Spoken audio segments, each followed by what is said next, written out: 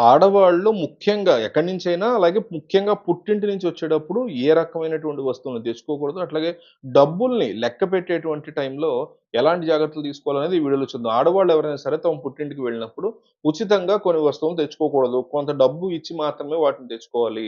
పుట్టింటి నుంచి ఆడవాళ్ళు ఎట్టి పరిస్థితుల్లో ఉచితంగా తెచ్చుకోకూడనటువంటి వస్తువుల్లో మొట్టమొదటిది గుమ్మడికాయ. గుమ్మడికాయ ఎప్పుడు పుట్టింటి నుంచి డబ్బులివ్వకుండా తెచ్చుకోకూడదు. ఎందుకంటే ఇబ్బందులు ఎదురవుతాయి. మిరపకాయలు కూడా పుట్టింటి నుంచి తెచ్చుకోకూడదు. ఎండు మిరపకాయలు గాని, పచ్చిమిరపకాయలు గాని ఏవైనా సరే పుట్టింట్లో వాళ్ళు కొంత డబ్బు ఇచ్చి మాత్రమే తెచ్చుకోవాలి. అన్నిటికంటే ముఖ్యమైనదేంటంటే ఉప్పు, నూనె. ఈ 2 కూడా అస్సలు ఎట్టి పరిస్థితుల్లో ఉచితంగా పుట్టింటి నుంచి పొరపాటున కూడా తెచ్చుకోకూడదు.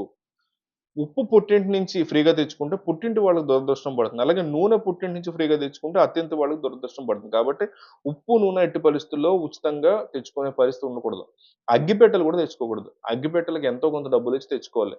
లేదా అత్తింట్లో ఇబ్బందికర పరిస్థితులు ఎదురవుతాయి. అలాగే కత్తి గాని, బ్లేడ్ గాని, చాకు గాని ఇవన్నీ కూడా డబ్బులివ్వకుండా పుట్టింటి నుంచి, అత్తింటి నుంచి తెచ్చుకోకూడదు. పెళ్ళయ్యాక డబ్బులిచ్చే ఇవన్నీ తెచ్చుకోవాల్సుంటుంది.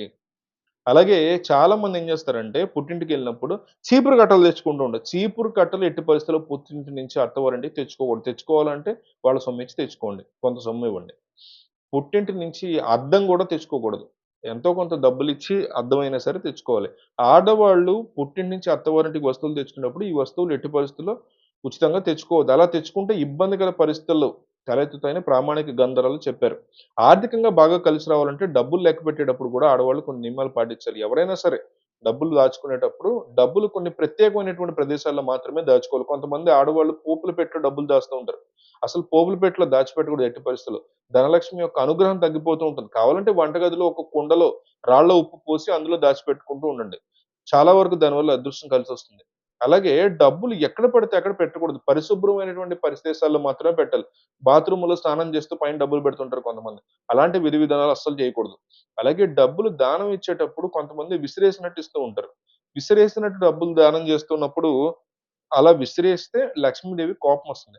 ఎవరికైనా డబ్బులు దానం ఇవ్వాలంటే జాగ్రత్తగా దగ్గరికి వెళ్లి ఇవ్వాలి. అలాగే చాలా మంది చేసే పెద్ద తప్పేంటంటే డబ్బులు లెక్కపెట్టేటప్పుడు నోట్లు అంటుకొనుంటే తడి చేసుకొని అనుకుని డబ్బులు లెక్క పెడుతూ ఉంటారు. ఎంగిలితో తడి చేస్తారు.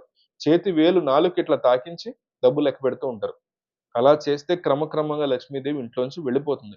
కొద్దిగా ఏదైనా పొడి తీసుకొని రాయడం, లేకపోతే చేతి వేళ్ళకి నీళ్లు తాగిచ్చండి. నీళ్లు దొరుకుతాయి కదా! నీళ్లు తాగిచ్చి ఆ తడితో మీరు చేయండి. అంతేగాని ఉమ్మితో అంటించి చేయకూడదు. ఈ నియమం కూడా చాలా ఇంపార్టెంట్ అన్నమాట.